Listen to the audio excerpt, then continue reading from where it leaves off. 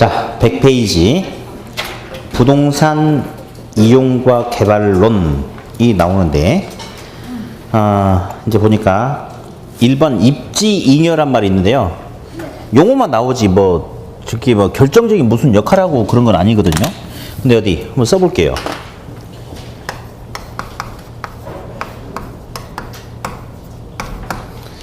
그러니까 이제 부동산 입지함으로 인해서 어떤 이익을 가져갈 수 있다, 뭐 이런 건데 읽어볼까요? 시작. 잉여는 부족한 거예요? 더 남는 거예요? 그러니까 입지를 통해서 소득을 더 잉여 소득을 얻을 수 있다. 그러니까 아마 이제 좋은 곳에 입지하면 더 많은 잉여 소득을 얻을 수 있다. 그게 바로 입지잉여입니다. 그러면 입지잉여가 나타나는 것은 경쟁을 할까요? 안 할까요? 하겠죠? 예, 별로 중요하지 않아요. 됐고. 다음 두 번째, 도시 스프롤 현상 나왔습니까? 네. 이 스프롤은 알아두셔야 되는데 옆에다가 난개발이라고 쓰세요. 무슨 발? 난개발이라고 쓰고 칠판에서 책에 없지만 하나 들어봐야 될 게 있어요. 칠판 봅니다. 직주 분리란 말이 있어요. 직주 분리의 반대말은 직주 접근이에요. 자, 이게 그냥 당연히 분리의 반대는 접근 아닌가? 됐고요. 직주 분리란 말을 우리가 앞에서 들어본 적이 있을까요? 아니요, 안 들어봤어요. 잘하네. 앞에서는 무슨 분리를 들어봤을까, 전에? 그런 거 물어보면 안 되는데. 주거분리 맞다. 고소득층의 주거지와 저소득층의 주거지가 서로 분리돼서 입지한다. 이 소리는 들어본 적이 있어요. 이건 주거분리고요. 이건 주거분리가 아니고 무슨 분리래요? 자, 뭔지 대충 찍어봐. 그치? 직장과 주거지가 분리된다가 직주분리예요. 예. 그러니까 항상 이제 처음에, 그러니까 내년 1, 2월도 마찬가지예요. 어떤 용어가 있으면 용어를 한번, 우리 내년 1, 2월까지는 급한 시기 아니야. 그러니까 어떤 용어가 있으면 그 용어를 한번 생각을 한번 해보는 것도 중요합니다. 그래서 직주분리라는 것은 말 그대로 직장과 주거지가 분리돼서 입지한다가 직주분리예요. 예. 그러면 한번 볼까요? 직장은 도심에 있어요. 도심에 직장이 있는데 주거지는 직장하고 분리되어 있다고 그랬죠? 그러면 주거지는 어디에 위치할까요? 도심지 외곽에 위치하겠죠? 그래서 직장과 주거지가 분리되는 것을 말 그대로 직주분리다. 그렇게 이야기하거든요. 그러면 직장과 주거지가 분리됨에 따라서 어떤 모습이 나타나냐면 도심에는 직장이 있기 때문에 낮에 사람들이 많이 있습니까?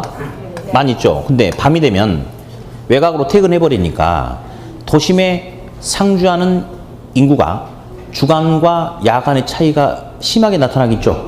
그런 경우를 도심 공동화 현상이라고 합니다. 무슨 현상이다? 공동화 현상이다라고 이렇게 불러줘요. 또는 이제 도넛 현상이다라고도 불러주는데 빵이 있는데 가운데 구멍이 뻥 뚫렸대. 도넛처럼 생겼다 해서 도넛 현상이라고 그래요. 그래서 직주 분리의 결과 도심지는 어떤 현상이 나타날 수 있다? 공동화 현상이 나타날 수 있다. 그렇게 이야기를 해요. 다음.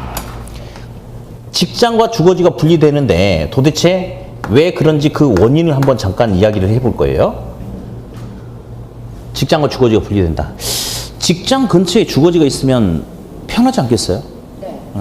우리는 이제 그 강의를 한 지역에서 강의를 다 못 해요. 왜냐하면 지역 학원들이 서로 경쟁이 되기 때문에 제가 이제 광주 여기서 하면 또 다른 데는 못 가고 다른 지역 가고 원래 다 그렇게 도는 거거든요.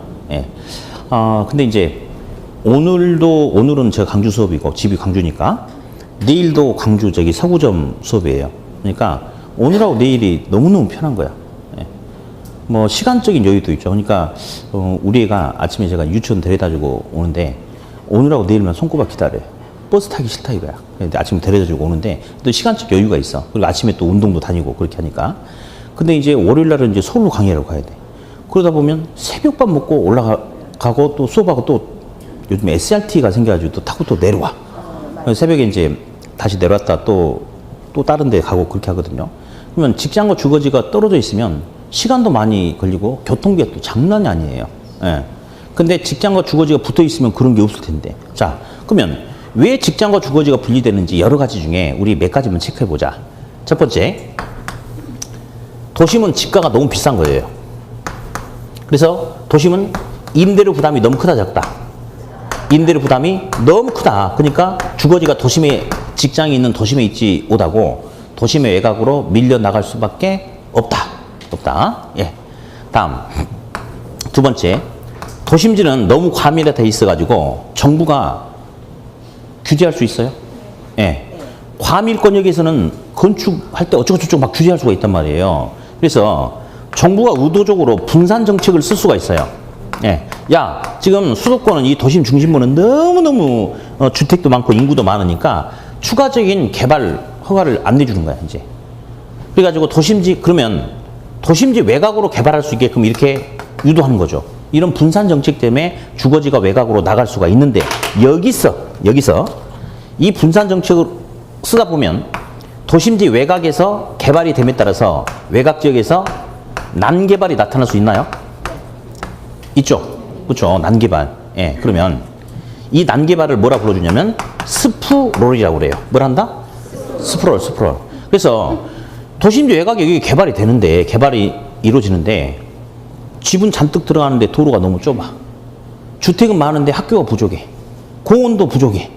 이런 문제가 생길 수가 있잖아요. 그걸 갖다가 뭘 한다? 스프롤이라고 한다. 그러면 이 스프롤은 제가 옆에다 난개발 쓰라고 했습니까? 네. 그러면 책을 잠깐 보면 체크는 아무것도 하면 안 돼요. 개념 보니까 도시가 무계획적, 무동그라미죠. 무는 없다죠, 없다. 네. 이런 개념 없는 놈들, 이런 걸 갖다가 우리가 여러분한테 한 건 아니에요. 네. 무개념이라고 하죠? 네. 없다요. 예. 무질서, 동그라미 쳐봐. 질서가 없다. 예. 또 그다음에 직접 손으로 써. 불규칙 써봐요. 불규칙. 스프롤을 흔히 그렇게 이야기해. 도심지 외곽으로 개발되는데 무질서, 무계획, 불규칙적으로 확산된대. 이 말은 제대로 개발이 된대, 안 된대? 안 된대. 그래서 그냥 스프롤은 난개발이다. 그렇게만 들어. 자, 스프롤은 뭐다? 난개발이다. 밑에 있는 내용 지금 전혀 손대지 말고요. 스프롤은 그냥 뭐다? 난개발이다. 라고만 써요. 근데 이제 제가 우리 책은 지금 이렇게 나왔으니까 뭐라고 안 할 거예요. 지금 이 상태에서는. 그래서 이것만 짚고 넘어가면 되는데 나중에 우리 기본서에다가는 2개 쓰라고 할 거예요. 스프롤 옆에다 외곽, 난개발 2개 쓰라고 할 거예요. 도심지 내에서 생기는 게 아니고 도심지 외곽으로 확산돼 가면서 난개발이 나타나거든. 오답은 딱 그 두 군데에서 나오거든요. 그러니까 지금 그냥 스프롤은 뭐다? 난개발 그 정도 개념만 잡아라. 됐다. 다음. 이제 이런 이유 때문에 직장은 도심에 있는데 주거지는 도심 외곽으로 밀려나갈 수 있겠습니까? 맞죠? 그렇죠. 이게 바로 뭐의 원인이야? 직주분리의 원인이야. 그냥 들어만 보자고요. 그러면 어디? 여기는 뭐라 써놨습니까? 직주 접근은 둘이 서로 상반되는 개념인가 반대 개념인가요? 그러면 이것도 반대로 해석해봐. 직주 접근은 주거지가 다시 직장이 있는 도심 쪽으로 가까이 붙어 있을 수 있다 이 말이죠? 그러면 주거지가 다시 도심으로 들어가려면 도심의 집가가 어떻게 해야 돼? 하락해야 되겠죠. 그래서 임대료 부담이 쌓여 들어갈 수 있겠죠? 그다음에 정부가 규제하니까 나갔죠. 근데 이제 문제가 있어요. 어떤 문제가 있냐면 도심은 낮에는 사람이 많아요. 보는 눈이 많거든요. 이거 조심하는 거예요, 사람들이. 예. 길 가다가 사람 많은데 오바이트 대낮에 하겠어, 안 하겠어? 안 하지. 오바이트 하다 직장 누가 아는 사람 걸리면 어떻게 하려고. 대낮에 도심 한가운데 전봇대 옆에다 하겠어, 안 하겠어? 안 해요. 막 쓰레기 한 벌 버리겠어, 안 버리겠어? 안 버립니다. 보는 눈이 많으니까. 근데 밤이 되면 사람이 없죠. 근데 있기도 하죠. 직장 끝나고 술 먹고 휘청거리는 사람들. 그러면 이제 아는 사람 없는가 일단은. 동네 사람도 없고. 그러다 보면 범죄, 폭력, 무질서 이런 게 생길 수 있어요, 없어요? 있죠. 그러니까 우리 보면 우리 별의 별놈들이 다 있는데 그 강남에 저번에 그 뉴스 보니까 그 쇠구슬 있죠. 새총 가지고 쇠구슬 가지고 이게 빌딩 이렇게 유리 쏘고 다니는 놈도 있었잖아요. 그 유리창이 돈이 얼마짜린데 대낮에 이렇게 쏘고 다닐까? 걸리면 죽으려고? 그러니까 새벽에 보는 눈이 없으니까 자꾸 이런 별짓거리를 다 하고 다니는 거야, 이렇게. 그러면 정부가 봤을 때는 도심지에 주거지가 없다는 자체가 굉장히 큰 부담이 되는 거예요. 그래서 정부가 다시 도심으로 사람들을 유인할 수 있는 유인 정책을 쓰기도 합니다. 근데 여기서 문제는 뭐냐면 도심지는 이미 땅값이 싸요, 비싸요? 비싸. 그리고 집단적인 주거지가 이주해 올 수 있는 땅도 부족해. 근데 만약에 이 도심지 이 비싸고 좁은 땅에다가 단독주택 지어가지고는 전원주택 지어가지고는 되겠어, 안 되겠어? 안 되지. 올 수 있는 사람들이 얼마 안 되니까. 그래서 50층짜리 주상복합 건물, 아파트 단지, 고층 건물들이 들어서게 됩니까? 네. 그렇죠. 그렇죠. 그래서 직주 접근의 결과 도심지는 건물에 무슨 현상이 나타난다? 고층화 현상이 나타난다. 이런 걸 나중에 풀어주는 부분이 하나 있어요. 이런 거를. 그래서 지금은 일단 용어만 좀 잠깐 봐요. 용어만. 다시. 우리 책에는 스프롤만 나와 있잖아요. 스프롤만. 자, 직주 분리란 말 있죠? 직장과 주거지가 뭐 한다? 분리된다. 직주 분리로 인해서 도심은 공동화 현상이 나타나면서 또 정부가 규제하다 보니까 도심지 외곽이 개발되는데 난개발이 나타나더라. 난개발을 뭘 한다? 스프롤이 된다. 요 정도 용어 정도만 잠깐 들어두시면 되겠어요. 네. 다음. 101페이지도 용어 볼 텐데요. 그 101페이지. 101 오른쪽. 침입이라는 건 말이죠. 예. 우리 사랑하는 가족들이 있어요. 5명이 우리 집에 살고 있는데, 만약에 우리 큰아들이 학교 끝나고 우리 집에 들어왔어. 그러면 큰아들한테 침입했다는 소리 써요, 안 써요? 안 쓰죠. 말도 안 되지. 근데 우리 사랑하는 우리 가족 외에 12시에 강도가 칼 들고 들어왔네? 그러면 집에 복귀했다고 그래? 침입했다고 그래? 그렇죠. 그래서 침입이란 용어는 이질적인 새로운 요소가 유입되는 것을 침입이라고 해요. 이질적인 새로운 요소가 유입되는 게 뭐냐? 침입이다. 그렇게 이야기하고요. 어디? 이제 저 밑에 있는데 체크를 하면 절대 안 되고 박스에 이런 말이 있어요. 확대적 침입과 축소적 침입이라는 용어가 보이십니까? 체크하면 안 된다고 그랬어. 하지 말고. 그러면 이제 항상 이 사례만 기억하면 돼.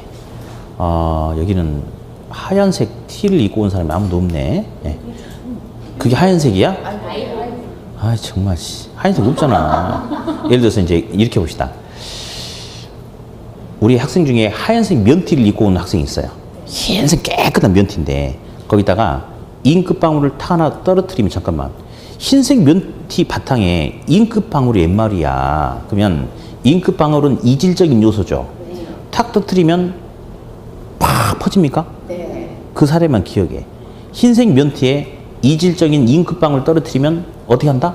확 퍼진다, 이렇게만. 그럼 나중에 제가 지금 이 사례만 들어보라고 그랬죠? 나중에는 이 둘 중에 어떤 침입 가지고 이야기할 것 같아? 봐봐. 확 가지고 이야기하겠죠? 아무튼 흰색 면티에다가 잉크방울 떨어뜨리면 확 퍼진다. 그 사례만 잠깐 들어두면 돼요. 네, 됐고. 이제 한계지라는 게 있어요. 한계. 자, 한계. 한계는 두 가지 개념으로 해석을 하거든요. 끝. 경계. 아이고, 그것이 네 한계의 자식아. 이런 소리 있죠? 그것이 네 머리 노력의 끝이다. 더 이상 안 된다. 그런 게 바로 일단 한계란 용어로 하나 쓰는 게 있어요. 한계. 그러면 도심지는 주로 개발해서 택지로 이용하고 있잖아요. 그러면 한계지라 하면 도심을 기준으로 택지 이용의 최원방권 끝. 여기까지만 택지로 개발하고 그 다음에는 논밭이다. 그런 개념으로 한계지란 용어 하나 나오고요. 체크할 필요는 아무것도 없고. 다음, 여기는 없지만 나중에 한계는 추가적이란 용어로 하나 또 나올 거예요. 추가적. 그럼 이제 한번 용어만 들어보죠. 용어만. 건물을 짓는데 3층짜리 건물을 짓는 거예요. 그러면 비용이란 것도 발생할 수 있나요? 네. 분양 수입도 발생할 수 있겠죠? 그런데 만약에 추가적으로 한 개층을 더 건축한다면, 아까 3층 건축했을 때보다 한 개층을 더 건축한다면 추가적으로 비용 부담이 더 커질 수 있나요? 네. 한계 비용이라고 이야기해요.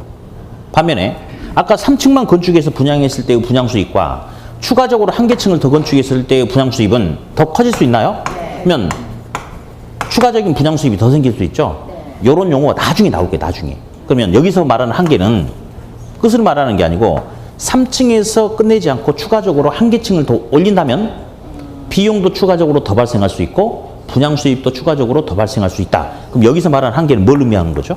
추가적. 그래서 아무튼 한계는 끝 경기를 말하는 용어로 쓰이기도 하고 어떤 용어로? 추가적이란 용어로 쓰이기도 한다. 용어만 들어두면 된다. 넘기세요. 이제 부동산 개발이 나와요. 개발. 부동산 이제 개발이 나오는데 뭐 이렇게 시험 문제 종종 제법 출제가 되는 부분이 좀 있어요. 그래서 일단 몇 가지는 좀 이렇게 읽어보고 필요한 부분들은 또 체크하고 합시다. 먼저 개발이라는 것은 이런 건 읽을 필요는 없고요. 인간이 필요로 하는 공간을 만들어주는 뭐 그런 과정, 뭐 그런 것을 개발이다. 뭐 의미 없고 양가로 2번에 보니까 개발의 주체가 이제 나오는데 아무것도 아닌데 일단은 시험에 잘 나옵니다. 그래서 동그라미 1번에 공적 주체 나왔어요. 네. 공적 주체는 정부, 지자체, 뭐 정부 투자, 정부가 투자한 기관, 뭐 공기업 LH, 뭐 도시개발공사, 뭐 경기도 무슨 개발공사 뭐 이런 것들 있죠. 그런 것을 공이라고 해요. 공공. 그다음에 사적 주체는 뭐 개인, 기업 뭐 이런 거죠. 근데 여기서 조심해야 할 거. 토지 소유자는 공적 주체예요, 사적 주체예요?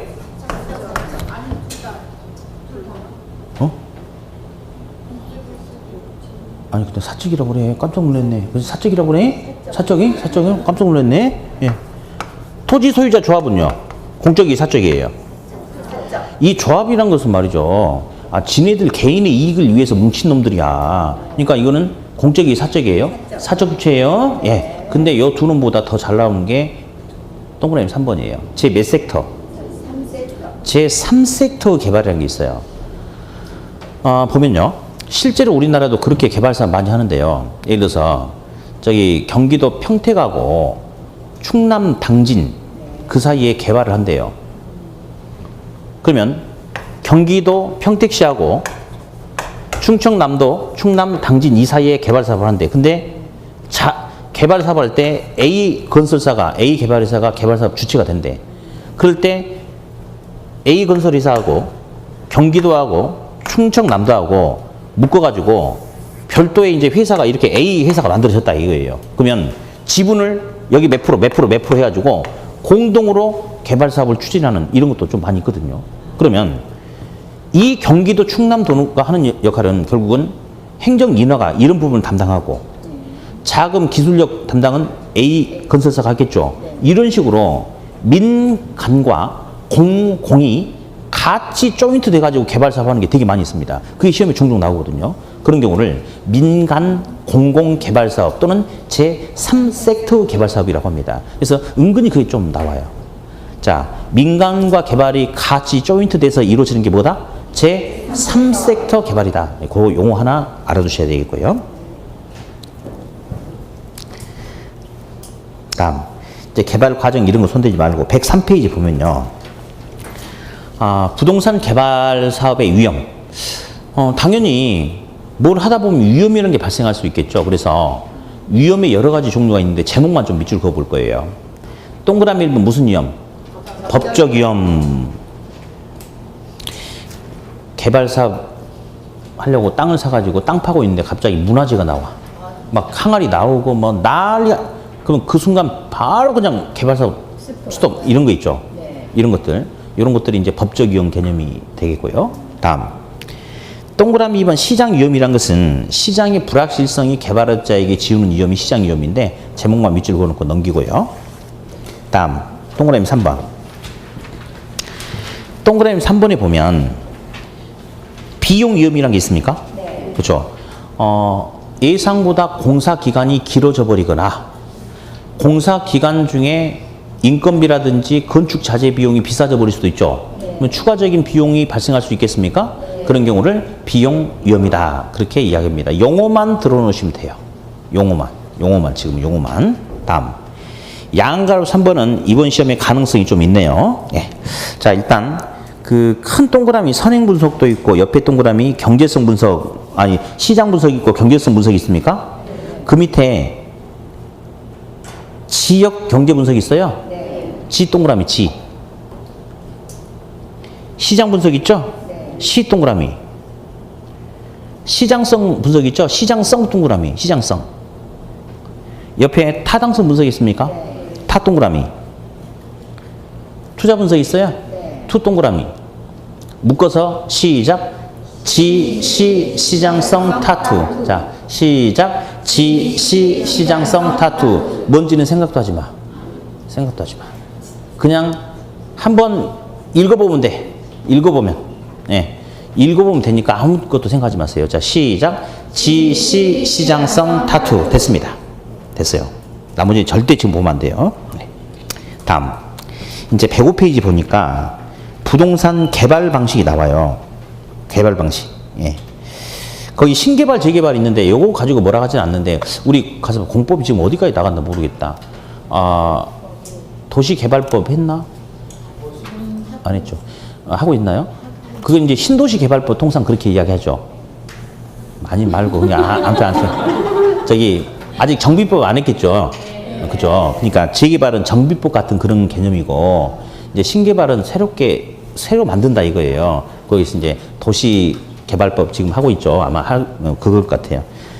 근데 하고 있어도 뭘 하는지 잘 모를 거예요. 근데 괜찮아요. 이 공법은 있잖아요. 공법은 부담 갖지 말고 잘하려고 하지도 마. 공법은 있잖아요. 잘하려고 하는 사람이 바보야, 바보. 왜 잘해? 45점 맞으면 되는데, 50점 맞으면 되는데, 왜냐? 나중에 우리 그 중개사법 선생님이 있어요. 저기 보면 있을 거예요. 예. 저하고 중개사법 선생님은 누가 더 나이 많게 보여요? 그래요? 고마워요. 아유, 되게 잘 집어줘요. 그래가지고 저 과목에서 2차 과목 있잖아요. 중개사법에서 올인하는 거야. 그래서 중개사법 올인하면 저기서 점수를 왕창 끄집어 당길 수 있어요. 그래서 저기서 80점 목표를 하는 거야. 80점 이상을. 그죠? 그러면 공법은요. 50점 안 맞아도 합격할 수 있어요. 아무 문제가 없어. 그러니까 지금 막 정신이 없을 거야. 원래 과목이 그래. 정신이 없어. 그래서 잘하려고 하지 말고 그 순간순간 무슨 용어가 나온지만 머릿속에 담으려고 하지 마세요. 잘하려고 하면 큰일 나. 그러니까 보면 학생들 입장에서 이해가기도 가. 중개사법은 수업 시간에 들으면 알아들은 것 같거든. 그러니까 수업만 들어도 되겠다 이런 생각을 하고 있어. 근데 공법은 자꾸 암기할 것도 많고 체계도 안 잡히고 그러니까 막 불안하니까 더 열심히 하는데 나중에는 어떤 현상이 생기냐면 공법만 해. 공법만 학생들이. 제정신이 아닌 거죠. 아니 2차는 세 과목 가지고 점수를 합산해서 과락 없이 60점 맞으면 되는데 왜 어려운 걸 가지고 열심히 하냐고. 진짜 현명한 학생은 그렇게 하는 거 아니에요. 공부를. 쉬운 것은 확실히 잡아내는 거고 어려운 거는 대충만 하면 돼요. 그래서 공법은 있잖아요. 그러니까 지금 막 신경도 쓰지 말고 그냥 수업 시간에 대신 결석하면 돼. 감 한번 떨어져 버리면 못 찾거든요. 그러니까 수업 시간에 어떤 용어 나오면 저 용어가 무슨 용어인지 용어만 알아듣고 체계 같은 거 생각도 하지 말고 그냥 이 자리에 계속 앉아 있어요. 그래서 공법 선생님이 알겠어요 그러면 몰라도 그냥 네 그렇게 해 그냥 가만히 있어.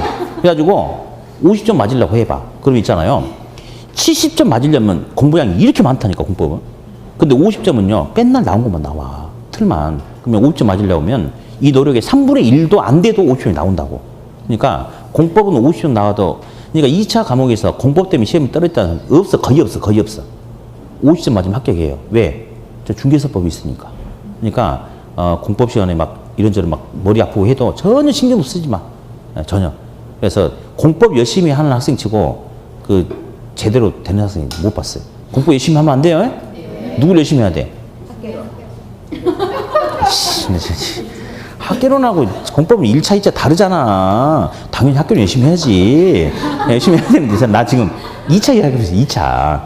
2차 과목은 공법이 주가 아니에요. 중개사법을 죽도록 해야 돼. 중개사법을 가지고. 그럼 합격하는 거거든요.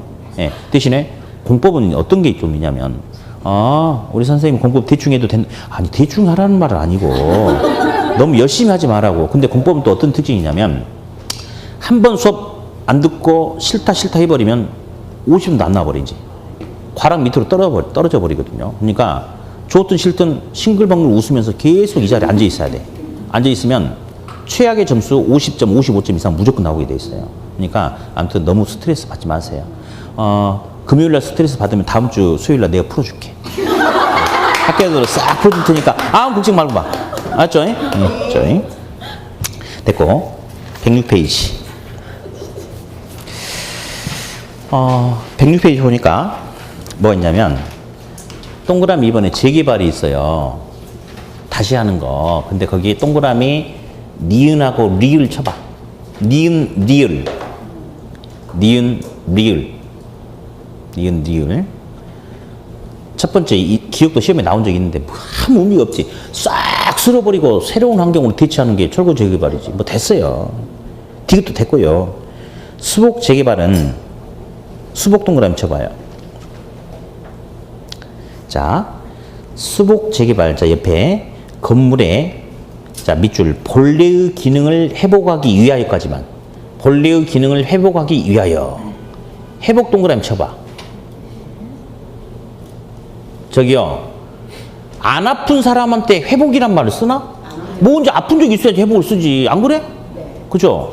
그럼 왜 회복이란 말을 쓴다는 것은 아팠다가 회복되는 거네? 그렇죠? 자, 다음. 보존 재개발, 보존 동그라미. 도시지역의 밑줄. 아직 불량 노후 상태가 발생되지는 않았으나, 밑줄. 않았으나 동그라미 쳐봐. 노후 불량이 발생했다 안 했대? 거기서 오답이 나오니까 조심해야 돼. 거기서. 자, 제 말 잘 들으세요, 이제. 자동차를 샀어요. 네. 방금 K7 자동차라는 큰맘 먹고 하나 샀어. 이렇게. 방금 샀어요, 방금. 근데 사자마자 걱정스러운 게 문을 열고 닫다가 기둥에 부딪힐까? 옆에 차에 부딪히면 어떻게 할까? 걱정스러워가지고 이따 스펀지 바로 붙였어. 노후 불량이 발생했어요, 안 했어요? 차에 기스 안 났거든요. 기스 날까봐 미리 예방하는 겁니다. 그게 바로 보존 재개발의 개념이야. 보존 재개발 개념이에요, 그게. 아직 노후 불량 발생했어, 안 했어? 안 했죠? 예, 다시. 근데 일주일이 지났는데 드디어 흠집이 좀 났어. 0.7cm. 요만큼. 그래도 가슴이 찢어지지 않나요? 그럼 0.7cm 차에 흠집이 났다고 해서 차를 폐차시킬까요? 차 문짝을 갈아버립니까? 차 폐차시키는 게 철거 재개발 개념이고요. 차 문짝 그 옆에 싹 갈아버리는 게 개량 재개발 개념인데 그렇게 하는 거 아니죠? 요것만 가지고 이렇게 뭐 칠해가지고 안 보이게 이렇게 하겠습니까? 그게 바로 노후 불량이 발생했을 때, 심각하지 않을 때 그 원인만 제거하려는 기업. 아니, 니은. 그게 뭐죠? 그게 수복 재개발이에요. 그걸 조심해야 돼. 자, 노후 불량이 발생하지 않았는데 혹시 발생할까봐 대체하는 게 뭐예요? 보존 재개발이에요. 보존 재개발. 노후 불량이 발생했는데 심각하지 않나 봐. 그래서 그 부분만 가지고 뭐 하는 것은? 그것은 수복 재개발이에요. 그걸 잡아내야 돼, 나중에. 다른 거 필요 없으니까 보전 재개발, 수복 재개발의 개념을 잡아라. 노후 불량이 발생했냐 안 했냐 그 차이다. 노후 불량이 발생한 것은 수복, 발생하지 않은 것은 보전 재개발. 그렇게. 다음. 이제 용어 하나만 보고 이제 오늘 마무리할 텐데요. 양가로 2번에 보면 부동산 개발 방식 보니까 동그라미 디귿에 뭐 나왔어요? 3번에 수용 방식 나왔죠. 수용을 매수라고 그래. 동그라미 2번은 환지 방식. 동그라미 4번은 혼용 방식, 혼합 방식. 맞아. 혼용, 혼합 똑같아요. 예, 똑같아요. 예. 요것도 아직 안 갔죠. 에이씨, 저번 주에 이거 지금 도시개발법 하고 있다며. 안 하고 있어? 진짜 안 하는 건지 어쩐지 모르겠다. 그럼 아마 이번 주에 이거 배우겠다. 예, 토지 확보하는 방법 중에 이제 요런 세 가지가 있으니까 아마 이번 주에 배우겠다 그러면. 예, 그래요. 많이 말고. 예. 자, 수용이란 말 아시죠? 예. 수용이란 것은 공공이 공익 사업을 위해서 돈 주고 토지를 취득하는 거죠. 강제성은 띄고. 맞죠? 그게 바로 수용 방식이래요. 수용 방식. 수용 방식. 예. 다음 환지는 바꿔주는 거예요. 바꿔주는 거. 바꿔주는 거야. 예를 들어서 이제 여기에 보니까 뭐 갑돌이 토지가 있고 을돌이 토지, 병돌이 토지가 이렇게 있어. 이렇게 이런 식으로 이렇게 있대. 뭐 이런 식으로 이렇게 있대요. 그러면 이게 다 논밭이었거든. 근데 이걸 갖다가 이제 택지 개발한대. 택지 개발하면 택지가 되지 않겠어요? 그렇죠? 그러면 갑돌이 여기 있었으니까 여기서는 이 부분은 갑돌이한테 택지로 돌려주는 거. 그러니까 논밭이었거든. 논밭이었는데 택지로 바꿔서 이렇게 주는 거. 을돌은 여기다 주고 병돌은 여기다 주고. 요게 바로 환지입니다. 환지. 그럼 어디? 갑돌이가 논이었거든. 갑돌이 토지가 논이었거든요. 농지인데 100제곱미터에 있어. 근데 택지 개발 사업 끝나고 나서는 이 토지가 뭐로 바뀌어요? 택지로 바뀌죠. 그렇죠? 근데 100제곱미터인데 100제곱미터를 다 줄까요? 에이씨, 말도 안 되죠. 기본적으로 상황에 따라 다르겠지만 농지보다 택지가 비싸잖아요. 그러니까 100제곱미터 그대로 주는 게 아니고 이제 간보기를 적용해서 까고 주겠죠. 그렇죠? 이렇게 해서 바꿔주는 걸 환지라고 해요. 환지. 예, 환지. 다음, 이 수용 방식과 환지를 혼용하는 것을 혼용 방식이다. 그렇게 이야기합니다. 다음 주에 가서 봐. 지금 도시개발법 나갔다고요? 국토계획법 하지 않을까? 그래. 내가 물어본 내가 잘못했어요. 아무튼 이제 그러면 한 3주 정도 지나면 이거 들어볼 수도 있겠다. 아무튼 수용, 환지, 혼용 요 정도 요거 알아두시면 되겠어요. 네. 자, 어디 오늘 이제 우리 배웠던 내용 쭉 한번 정리해 봅시다. 자, 어디 오늘 뭘 배웠나? 배운 게 있나 없나 모르겠다. 네. 첫 번째 유동화, 저당의 유동화 배웠어요? 네. 저당의 유동화라는 것은 은행이 대출을 깔아주고 받은 근저당권을 우리 시험에 뭐라 한다고 그랬지? 주택 저당 채권이라고 한다고 그랬죠. 이 근저당권을 내돌려서 매각해서 현금화 시킨다고 그랬죠. 그러면 이 유동화를 통해서 은행의 유동성이 증가한다, 감소한다? 유동성이 증가한다.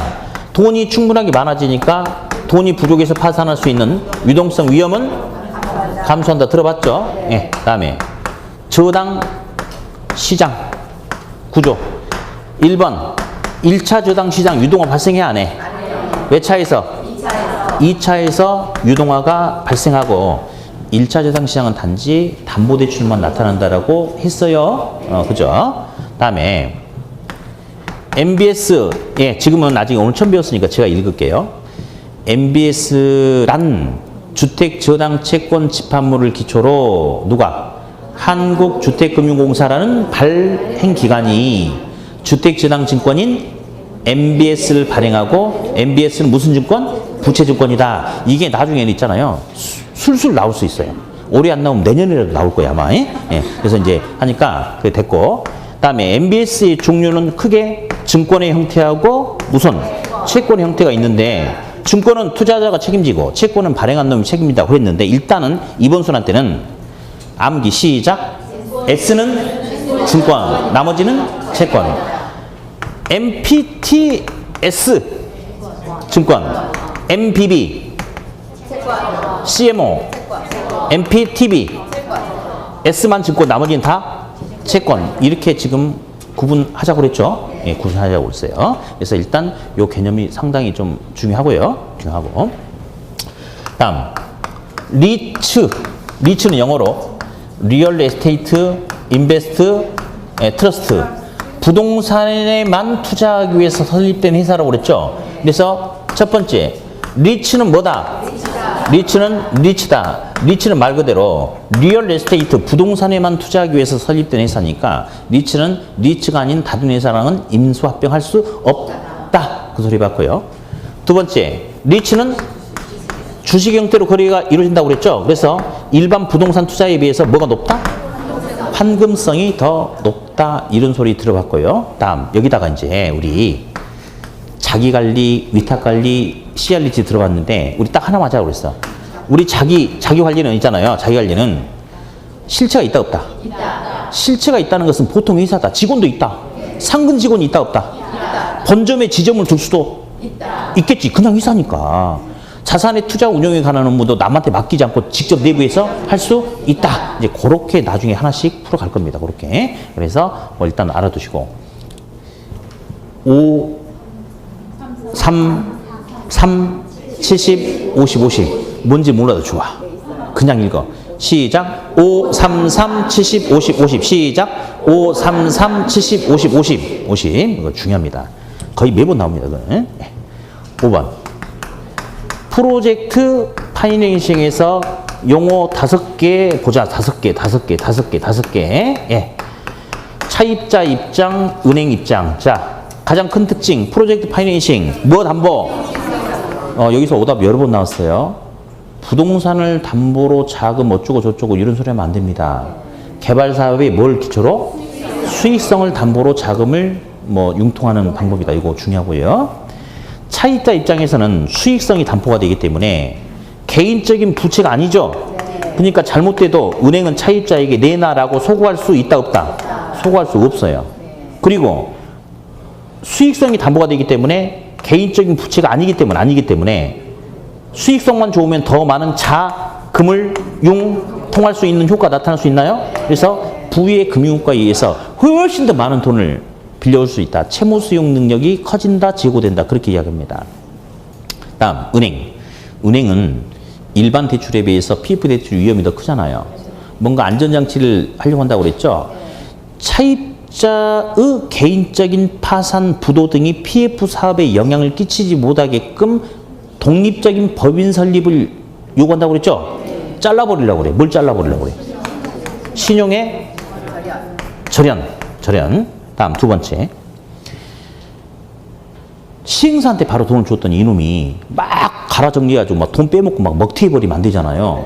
그러니까 자금 통제를 제대로 하기 위해서 별도의 통장을 만든다고 그랬어. 통장의 어카운트 계정이란 말이야. 자, 무슨 계정? 에스크로우 계정 또는 결제 위탁 계정을 설치해서 현금 흐름, 자금 흐름을 통제한다. 일단 이게 가장 큰 틀이고, 플러스 PF 개발 방식. 준공한다. B. 소유권 이전한다. T. 임대, 임차. L. 운영. 소유. O. 자, 그러면 B, T, O, L, O. 이렇게 가지고 조합하면 된다고 그랬죠? 예. 안 물어봐도 되죠? 그래, 안 물어볼게요. 나 여러분 믿어. 왜 믿는다고 한지 아시죠? 빨리 끝내고 밥 먹어야 되잖아.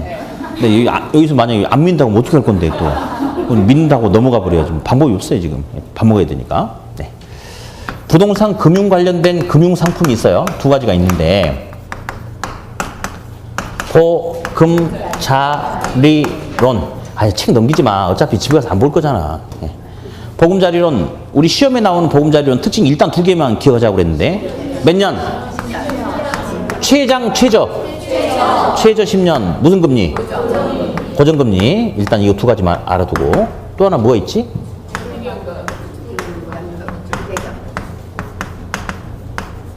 주택을 이용해서 연금을 받을 수 있다. 주택연금이란 거 들어봤죠? 주택을 이용해서 연금을 받는다. 다른 말로 역모기지론. 그래서 이제 역저당 또는 역모기지론이라고 하는데요.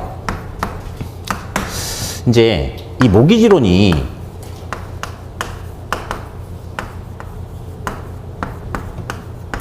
론이란 말을 알죠? 삼성카드론, 현대카드론. 론이 대출이에요, 대출. 그리고 이제 MORT, GAG인데 여기서 T가 묵음이에요. 그래서 모가지론이라고 안 읽고 그냥 모기지론이라고 읽는데, 여기가 학원이 아니라면 이거 하나만 가지고도 되게 재밌는 이야기가 있어요. 시험에 절대 나오지 않아요. 그래서 나도 이제 사실은 강의가 이제 벌써 이제 한참 십몇 년, 올해 제가 31살 때부터 강의를 했어요. 그래가지고 이게 첫 직장이거든요, 저한테는. 저는 여지껏 살아오면서 이력서를 한 번도 내본 적이 없거든요. 이게 첫 직장이라. 그때만 해도 진짜 막 어린애 소리 듣고 했는데, 뭐 지금도 사실은 제 나이면 아직도 이제 거의 이제 좀 나이가 좀 어린 축인데 경력은 좀 많아요. 예. 자, 지금 제가 몇 살처럼 보이나요? 씨, 어떻게 알았어? 아, 나왔어요? 씨, 그것도 나이는 저 쓰면 안 되는 건데, 저기. 이씨, 아무튼 그래요. 그래서 이제, 자, 그러니까 예전에 처음 강의할 때는, 그때는 이제 강의 스킬이 부족했겠지. 그래가지고, 이거 나오면, 어부터 다 이야기했어, 막. 그러니까 학생들 되게 재밌다라고 하는데, 결국은 지금 생각해보니까 부끄러워 죽겠어. 시험에 전혀 안 나오거든. 그래서 아무튼 이야기 안 할 텐데, 이 모기지라는 게 바로 저당. 예. 담보 제공해주고 돈 빌린다, 이 말이야. 그래서, 우리 저당 담보대출 있죠? 그걸 갖다가 모기지 돈이라고 하기도 하고 그냥 저당이라고 하기도 해. 그래서 역모기지론 또는 역저당이다. 그러니까 저당이나 모기지론이나 똑같은 말이라고 생각하세요. 담보 잡히고 돈 빌리는 거야. 예, 대출을 갖다가 그렇게 알아두시고요. 가만히 있어. 여기서 몇 가지 이야기했네. 누가 이용할 수 있다? 둘 다?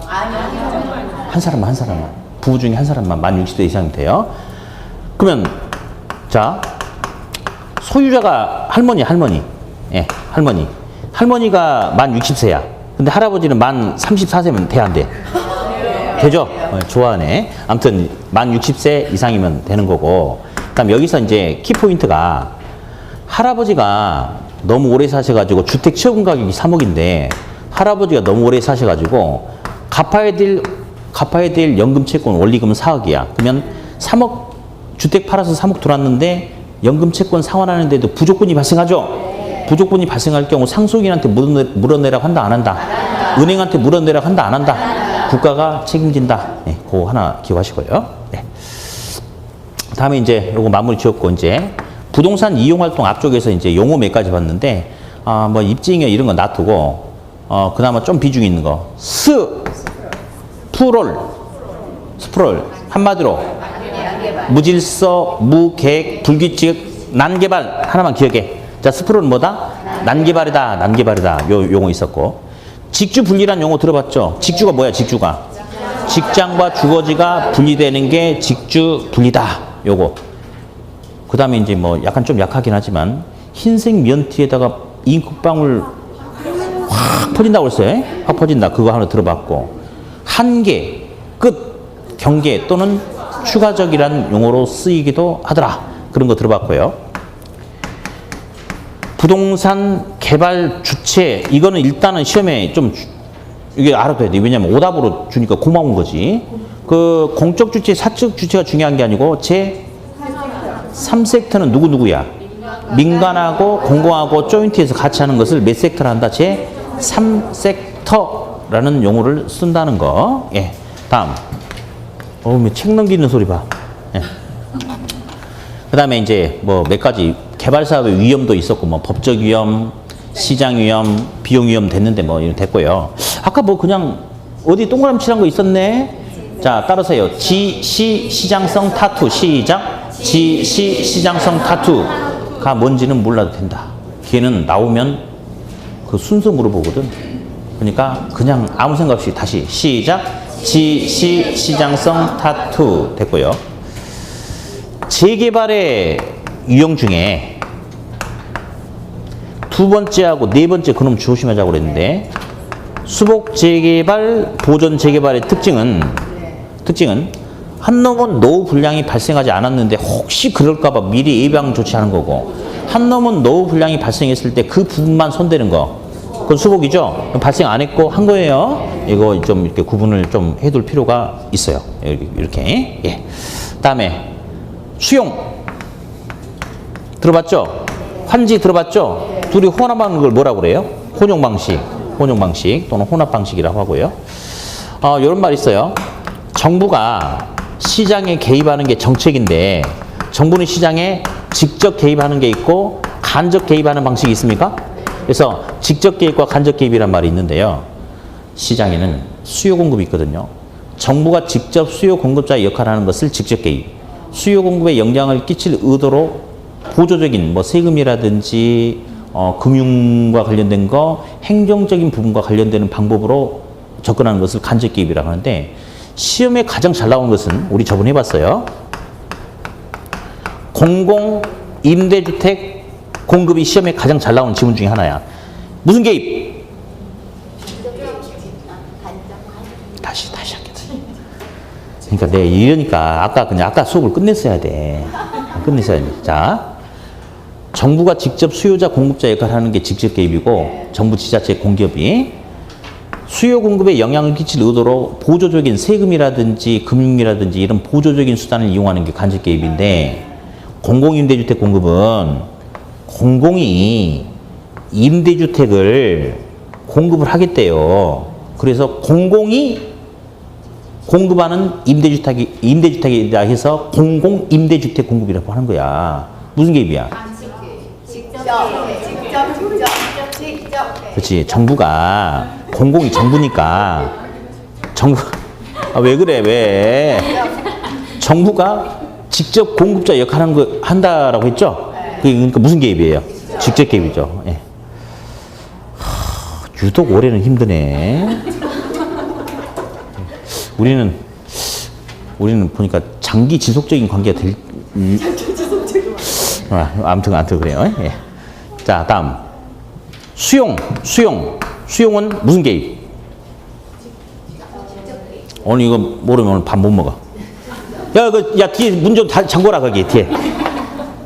자, 수용이란 것은 있잖아요. 물론 강제성을 띠긴 했으나 공공이 토지 소유자에게 보상금이라는 돈을 주고 토지를 사는 거야. 사는 거. 물론 강제성은 띄었지만. 그러니까 직접 개입, 간접 개입.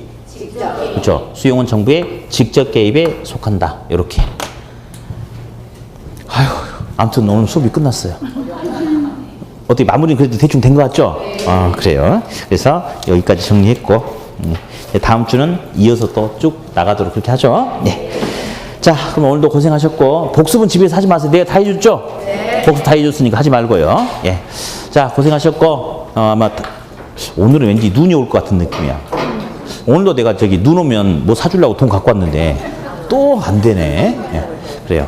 다음 주에 눈 오면 뭐 사줄게요. 수업 시간에 눈 오면. 예. 자, 고생하셨고 다음 주에 다시 뵙겠습니다. 수고하셨습니다.